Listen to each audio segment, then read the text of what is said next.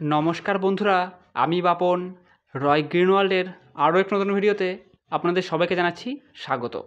আজকে আমরা অনন্যা নার্সারির আরও বেশ কিছু ভ্যারাইটির আম গাছ আপনাদের সামনে তুলে ধরবো। তো আপনারা সম্পূর্ণ ভিডিওটি দেখতে থাকুন। এগুলো সব চিয়াংমাই। হ্যাঁ, চিয়াংমাই। এগুলো কি হয়েছে, আমাদের জমিতে ঘাস মারা ওষুধ দেওয়ার কারণে এই ওষুধ লেগে লেগে আমগুলো সব নষ্ট হয়েছে। মানে কালারটা, উপরে কালারটা চেঞ্জ হয়ে গেছে। হ্যাঁ, তবুও আমি একটুখানি খেয়ে দেখার চেষ্টা করব। কালারটা দেখি কেমন হয়েছে। দুর্দান্ত কালার, এগুলো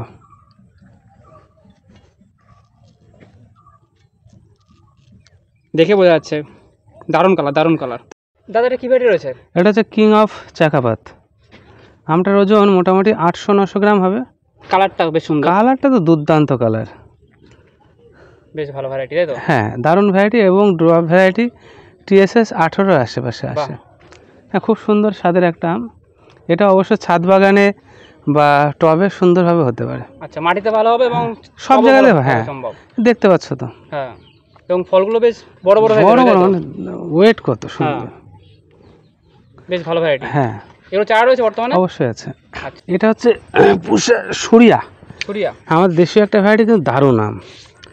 এই যে একটা পাকা আম আমরা পেলাম গাছতলায়। হ্যাঁ, শেপটা খুব সুন্দর, সবাইকে খাওয়াই। বাকিটা ইন্ডিয়ান ভ্যারাইটি, তাই তো? ইন্ডিয়ান ভ্যারাইটি, কিন্তু দারুণ আম দেখাচ্ছি। কালারটা বেশ সুন্দর। হ্যাঁ, দারুণ কালার ভিতরে। এগুলো কি কমার্শিয়াল ভাবে করা সম্ভব? সুরিয়া তো অবশ্যই কমার্শিয়াল ভ্যারাইটি।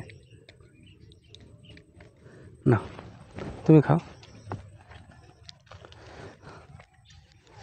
টেস্ট কেমন? দারুণ। আমার কাছে জিজ্ঞাসা করো না, আমার কাছে সবই ভালো ভালো ভালো লাগে। অবশ্যই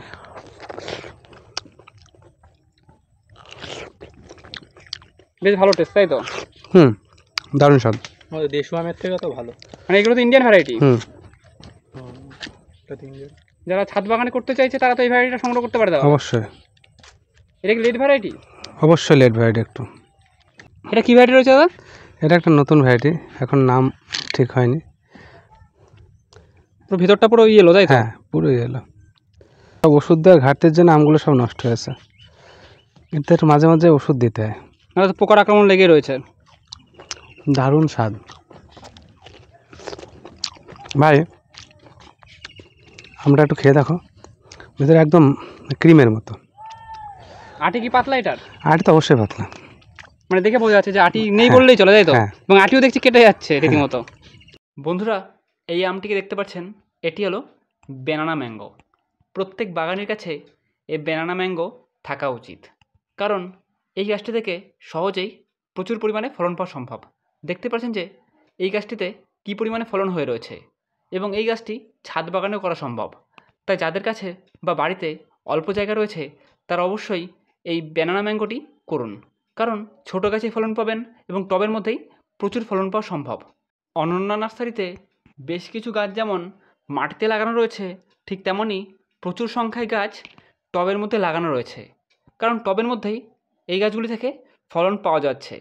তাই আপনারা অবশ্যই বিভিন্ন দেশি বিদেশি ভ্যারাইটির আম গাছ এখান থেকে সংগ্রহ করতে পারেন।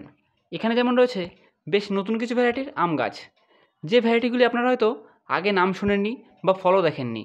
এখানে যেমন রয়েছে লেমন জেস্ট ম্যাঙ্গো। এই গাছটাতে দেখছিলাম যে একটি ফলও হয়ে রয়েছে।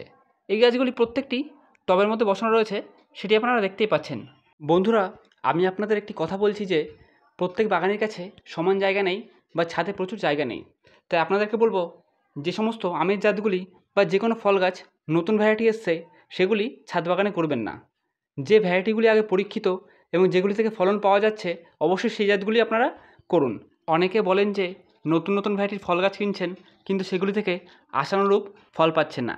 তাই অবশ্যই চেষ্টা করুন যে ফল গাছগুলি আমাদের ওয়েদারে ভালো ফলন দিতে সম্ভব সেগুলিকে করার। শুধু শুধু অতিরিক্ত মাত্রায় টাকা খরচ করতে যাবেন না। এখানে যেমন রয়েছে ব্ল্যাক ড্রাগন ম্যাঙ্গো, দেখতে পাচ্ছেন এই গাছটিতেও ফল হয়ে রয়েছে এবং কালারটিও অসম্ভব সুন্দর। এখানে যেসব ভ্যারাইটিগুলো আপনারা দেখছেন এগুলি প্রত্যেকটি নতুন ভ্যারাইটি। পশ্চিমবঙ্গের হাতে গোনা কয়েকটা নার্সারিতেই এই ভ্যারাইটিগুলি রয়েছে। আশা করছি যে কিছুদিনের মধ্যে আপনারা এই ভ্যারাইটিগুলিও সংগ্রহ করতে পারবেন।